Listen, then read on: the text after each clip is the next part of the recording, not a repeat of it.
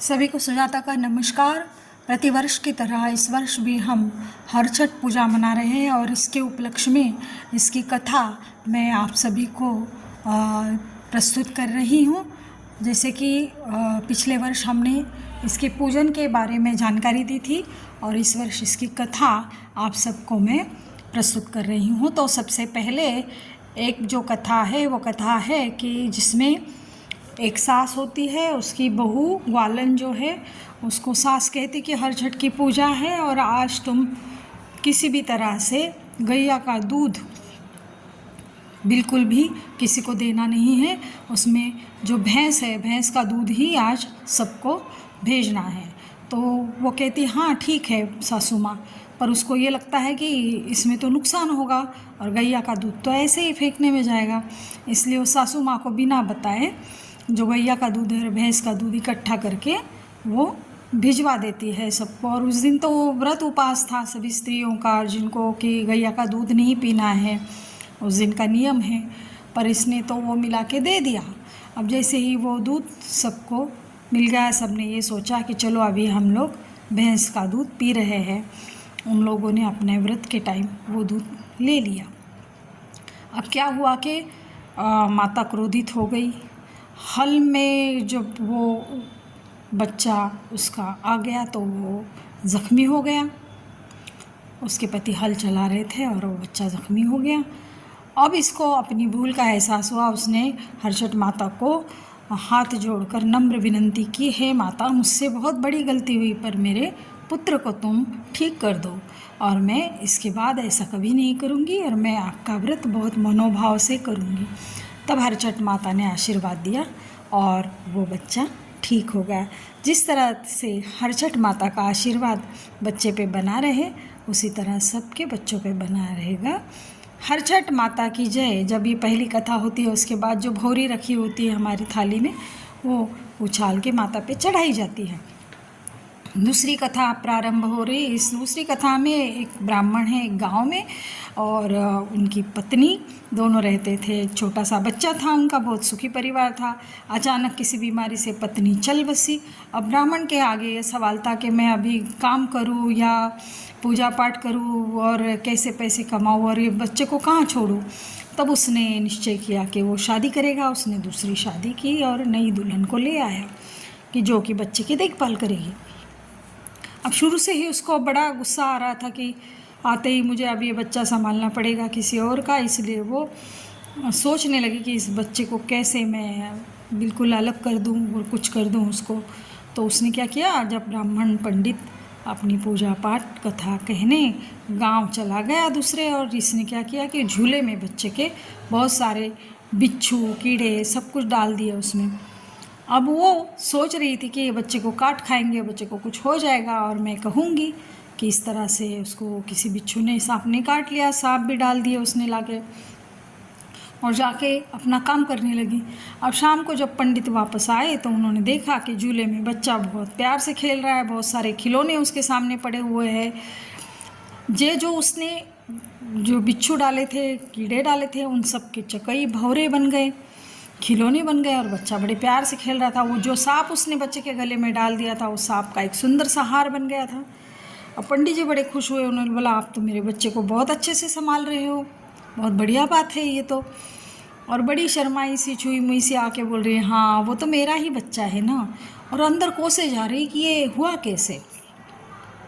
तो हुआ ये था कि सामने एक पलाश का पेड़ लगा हुआ था। उस पेड़ की उस बच्चे के माँ ने बहुत मनोभाव से पूजा की थी। कहते कि पलाश के जो पेड़ है वहाँ पे हरछठ माँ का वास होता है। तो इस तरह से उस पूजन की वजह से वो प्रसन्न थी माता। पलाश का पेड़ उनको प्रसन्न था, वो पेड़ ये सब करवा रहा था। इस माँ को तो पता ही नहीं था। दूसरी बार उसने क्या किया, इसी तरह से कुछ जहरीली चीज़ें लाके बच्चे के आसपास में डाल दी, कांटे डाले, पता नहीं क्या क्या डाल के उसको ज़ख्मी करने की कोशिश की। तब भी ऐसे ही फूल बन गए, खिलौने बन गए। अब पंडित रोज़ आते और देखते झूले में कई नई नई चीज़ें मिल रही हैं। वो बड़े खुश हो गए कि अरे ये पत्नी तो मेरी बड़ी सुशील है और बहुत संस्कारी है, जो मेरे बच्चे को इतना अच्छा संभाल रही है। अब तीसरी बार ये सोचने लगी कि अब तो मुझे कुछ बड़ा काम करना चाहिए। उसने क्या किया, झोपड़ी में आग लगा दी पूरी चारों ओर से। बोली अब तो ये बच्चा नहीं बचेगा, और जाके बाहर ज़ोर ज़ोर से रोने लगी कि आग लग गई, बच्चे को बचाओ कोई। अब इतनी आग लग गई थी कि लोग जाने के लिए तैयार नहीं थे। ऐसे में क्या हुआ कि पलाश के पेड़ ने अपनी बाहें फैला के उस बच्चे को अपने अंदर ले लिया, समेट लिया। बच्चा बच गया, खेलने लगा वो तो अंदर।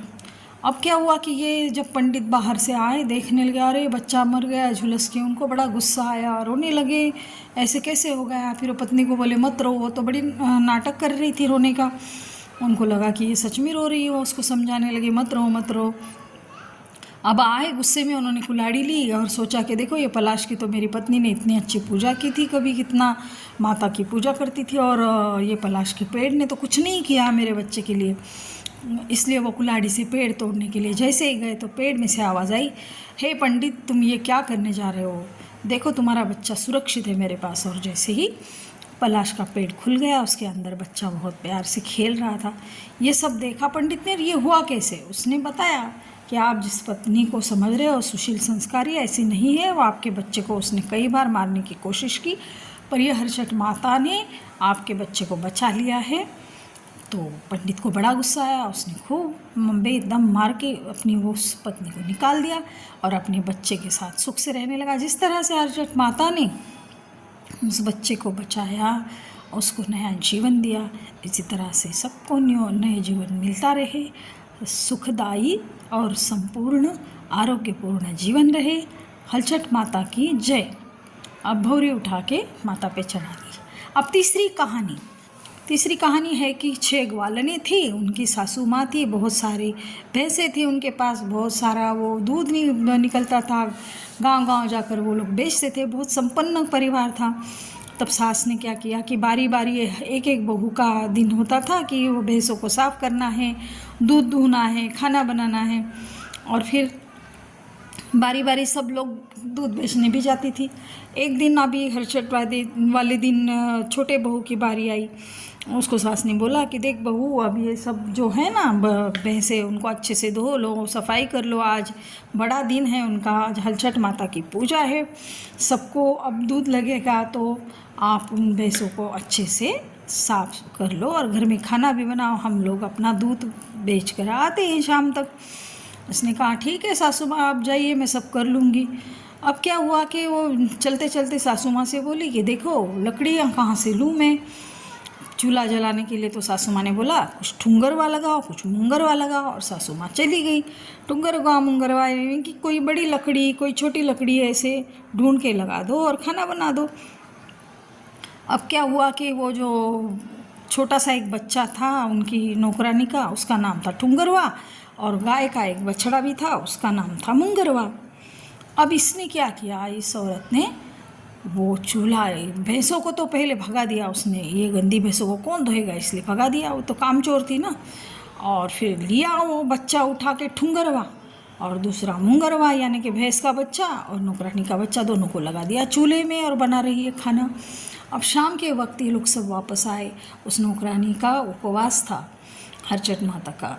अब वो क्या हो गया, शाम में उसने जब खाना बना के पूरी रक्षा जो होती है ना चूल्हे की, वो बाहर फेंक दी, जहाँ पे कूड़ा कचरा फेंकते हैं वहाँ पे फेंक दी और अपने काम में लग गई। और बड़ी खुशी से बोल रही सासू माँ मैंने खाना बनाया ऐसे वैसे। अब सासू माँ भी खुश हो गई, छोटी बहू भी होशियार हो गई। अब नौकरानी बाहर से जब आ रही तो देख रही कि उसका बच्चा वहाँ जहाँ कूड़ा फेंकते हैं वहाँ पे खेल रहा है, और वो जो ठुंगरवा मुंगरवा दोनों भी यानी कि भैंस का बच्चा भी और इसका बच्चा भी दोनों भी खेल रहे हैं वहाँ पे। उसने सोचा यहाँ बाहर इनको किसने फेंका। अब जब आके देख रहे हैं तो चूल्हे में उनको पता चला कि इसने चूल्हे में जलाया था। अब वो बड़ी रोने लगी नौकरानी कि अरे ये हरचट माता ने मेरे बच्चे को बचाया, और जो भैंस का बच्चा गाय का बच्चा था उसको भी माता ने बचाया। तो देखो ये माता का चमत्कार था, और इस तरह से माता रानी ने उनकी रक्षा की।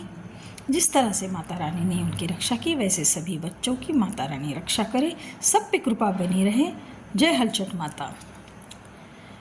अब चौथी कहानी है जो कि हलचट के बबुआ की है। अभी जो हलचट का बबुआ है वो क्या है कि एक परिवार था, पति पत्नी, उनको बच्चे नहीं हो रहे थे, अब उनको सोचा कि क्या करें, तो किसी ने कहा हलचट माता का व्रत रखो। उसने कई सालों तक व्रत रखा और एक दिन हलचट की पूजा के दिन एक साधु बाबा आए। उन्होंने बोला, देखो हम कितने सालों से व्रत रख रहे हैं, हमें तो पुत्र प्राप्ति नहीं हो रही है या संतान प्राप्ति नहीं हो रही। उन्होंने कहा, देखो आप बड़े ही भाव से कर रहे हो, इसलिए मैं आपको ना भगवान के घर से एक हलचट का बबुआ दे दूंगा, पर वो एक ही साल आपके पास रहेगा। उसके नाज नखरे उठाना, उसको बहुत प्यार से रखना, और मैं आशीर्वाद के तौर पे ये आपको दे के जाता हूँ। अगर आपको देखना है उसको, तो वो माता को कहा कि आप ऊपर जाओ, स्वर्गलोक में वो है, उसको आप चुपके से देख आओ। माता को बड़ी आशा थी। उन्होंने कहा, ठीक है, एक साल के लिए ही सही, हम हलचट का बबुआ लेंगे। अब उन्होंने क्या किया कि वो स्वर्गलोक में श्वान का रूप लेके चली गई। अब श्वान का रूप लेके चली गई और वो जो पति पत्नी थे, हलचट का बबुआ था, उसकी पत्नी उससे बात कर रही थी, उससे बातें सुन रही थी। वो पत्नी ने कहा, देखो जी, आप जाओगे मृत्युलोक में, वहाँ पे आपको रहना है, तो आप कैसे वापस आओगे? मैं तो अकेले यहाँ रहूँगी, और तो आप जल्दी से वापस आना। तो हलचट के बबुए ने कहा, मैं तो ऐसे करूँगा वहाँ कि उनको ऐसी चीज़ें मांगूंगा जो कि वो ना दे पाए। और ऐसा नियम भी बताया साधु बाबा ने कि अगर उसकी मांग की हुई चीज़ नहीं मिली तो वो वापस चला जाएगा स्वर्गलोक। अब ये बात वो माँ श्वान के रूप में सुन रही थी। उसने सब सुन लिया और वो जाने को मुड़ी। वैसे ही उस हलचट के बबुए की पत्नी की नज़र उस पर पड़ी और उसने कुछ तो एक चीज़ लेकर उस पर मार दी तो उसके माथे पे चोट लगी और खून बहने लगा। वैसे ही वो माता उतर के चली गई मृत्युलोक में। वहाँ जाके उसने अपने सिर पे पट्टी वट्टी बांधी, और उसने जो भी सुना था कि वो कोई भी जिद करेगा, कुछ मांगेगा, और फिर अगर मैं नहीं दे पाऊँगी तो चला जाएगा, इसलिए उसने क्या किया, जितने भी मौसम है उस मौसम के सारे फल, सारी चीज़ें, सब कुछ घर में ला कर रख दिया, ताकि वो जो भी जिद करे वो उसको दे पाएँ। और साधु बाबा ने ये भी कहा था कि उस हलचट के बबुए को ना आप कोसोगे, ना गाली दोगे, ना डांटोगे, अगर ऐसा करोगे तो वो चला जाएगा। इसलिए कहते हैं कि हलचट वाले दिन भी या किसी त्यौहार के दिन बच्चों को किसी तरह से श्राप या गुस्सा, डांट ये नहीं देते हैं। तो फिर वो साधु बाबा की बात उसने मान ली और वो पूरा अपना तैयारी में रही। और एक दिन हलचट का बबुआ आ गया उनके घर में, बड़ी खुशियाँ आई, बहुत प्यार से उन्होंने उसको रखा। अब हलचट का बबुआ कुछ मांगता, वो क्या करता कि किसी भी मौसम में कोई भी फल मांगता तो वो माँ ने तो ला के रखा था, वो सब कुछ उसको दिया। अब वो ये देखने लगा कि माँ इतना प्यार मुझे करती है, हर चीज़ मुझे दे रही है, ना मुझे डांटती है, मैं ज़िद करता हूँ तो ना गुस्सा करती है, ना मारती है। फिर उसको बड़ा लगा होगा अपनी माता से, और उसने बोला, माता तुम तो बड़ी अच्छी हो। फिर उसने देखा कि उसके माथे पे चोट लगी है। बोला, माता ये चोट कैसी लगी? उसने कहा कि आपकी पत्नी ने मुझे कोई चीज़ दे मारी थी, मैं श्वान रूप में वहाँ आई थी, ये सब सुना था मैंने, और इसके लिए माफ़ करो बेटे। तो उसको बड़ा दुख हुआ, उसने अपनी माँ को गले लगाया, बोला, माँ तो माँ है, आप इतनी अच्छी है, मैं आपको छोड़ के कभी नहीं जाऊँगा और मैं हमेशा आपके साथ रहूँगा। जिस तरह से हलचट की बबुआ की कहानी है, उसमें जो मिल गया अपनी माँ को, उस तरह से सबको जिनके पास नहीं है बबुआ उनको भी मिले और आरोग्यपूर्ण सुख संपूर्ण जीवन उनका रहे। और इस वक्त में जब हलचट के बबुआ की बात होती है, जो माँ को गले लगता है, तब क्या करते हैं कि अपने घर में जो बच्चा है उसको अपनी गोदी में लेते हैं और आंचल से उसके मुँह पोंछते हैं। ये एक प्रथा है। तो इस तरह से ये कहानियाँ यहाँ समाप्त होती है और हलचट माता की ये एक विधि पूर्ण होती है इस रूप से। यहाँ पे आपको भौरी लेना है, माता पे डालनी है, फिर जो गोवर्जा आपने रखा है पत्ते पे, उस पे सिंदूर 5 बार चढ़ाना है, 7 बार लेना है, और इस तरह से माता को कोई भी मिष्ठान जो कि भैंस के दूध से बना हुआ है आप दिखा सकते हैं।